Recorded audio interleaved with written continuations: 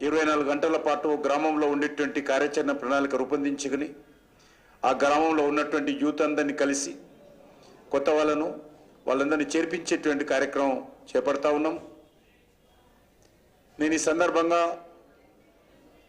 తెలంగాణ సమాజాన్ని కూడా కోరుతా ఉన్నాను. తెలంగాణలో 10 సంవత్సరాలు టిఆర్ఎస్ పాలన చూశాము. అంతకుముందు అనేక సంవత్సరాలు కాంగ్రెస్ పార్టీ పాలన చూశాము. ఇప్పుడు మళ్ళీ మరి కేసీఆర్ మీద కోపంతో, కేసీఆర్ కుటుంబం మీద కోపంతో, కేసీఆర్ యొక్క అహంకారపూరితమైనటువంటి పాలన మీద కోపంతో వాళ్ళు ప్రత్యామ్నాయంగా కాంగ్రెస్ ఎంచుకున్నారు. వాస్తవంగా కాంగ్రెస్ గెలవడం కాదు, టిఆర్ఎస్ను ఓడించారు ప్రజలు. అయితే ఈ రాష్ట్రంలో టిఆర్ఎస్ పై కాంగ్రెస్ వచ్చినా పెద్దగా పాలనలో మార్పు వస్తుందని అనుకోవడం లేదు. సమస్యలు ఏవో పరిష్కారం అవుతాయని మేము అనుకోవడం లేదు. ఎందుకంటే కాంగ్రెస్ చరిత్ర మనకు తెలుసు. మరి ఈరోజు అధికారంలో రాకముందు కేసీఆర్ కుటుంబం యొక్క అవినీతి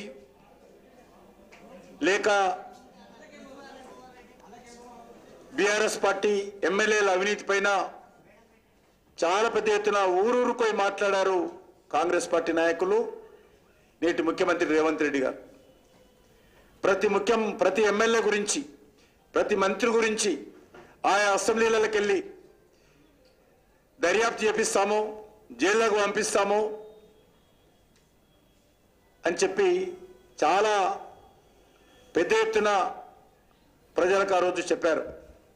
కానీ వచ్చిన తర్వాత మరి బీఆర్ఎస్ అవినీతి పైన ఏ మాత్రం కూడా తూతూ మంత్రంగా ఒక డూ ఫైటింగ్ చేస్తా ఉన్నారు.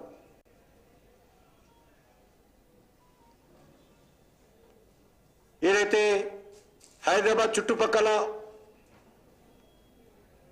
కేసీఆర్ హయాంలో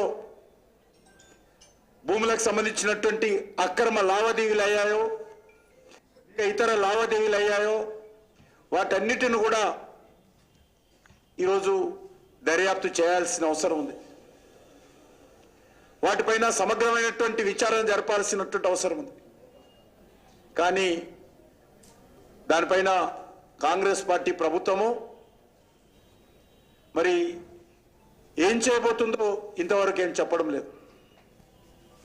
చాలా పెద్ద ఎత్తున ఎన్నడూ లేని విధంగా హైదరాబాద్ చుట్టుపక్కల వేల ఎకరాల భూమి ఈరోజు చేతులు మారడం జరిగింది.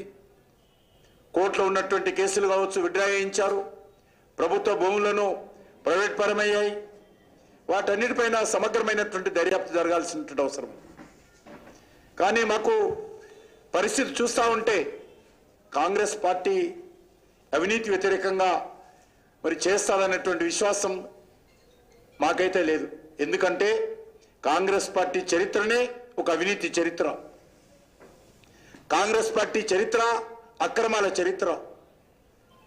కాంగ్రెస్ పార్టీ పూర్తిగా ఈ దేశంలో ఉన్నటువంటి అన్ని రకాల సమస్యలకు మూల కారణం కాంగ్రెస్ పార్టీ. అందుకే ఈరోజు దేశ ప్రజలు కాంగ్రెస్ పార్టీని బహిష్కరించే పరిస్థితి వచ్చింది. ఏదో 1-2 రాష్ట్రాలకు మాత్రమే పరిమితమైంది. కాబట్టి ఈరోజు రాష్ట్రంలో రానున్నటువంటి పార్లమెంట్ ఎన్నికల్లో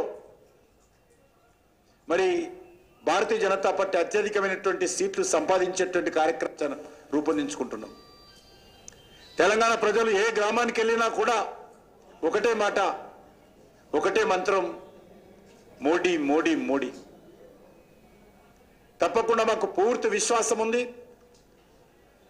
రానున్నటువంటి ఎన్నికల్లో దేశ అభివృద్ధి కోసం, దేశం కోసం, దేశ ప్రజల భవిష్యత్తు కోసం నరేంద్ర మోడీ గారిని దేశ ప్రజలు ఆదరిస్తున్నారు. తెలంగాణ ప్రజలు కూడా ఆదరిస్తారు. ఖచ్చితంగా మెజార్టీ సీట్లు ఎన్నికల్లో బీజేపీ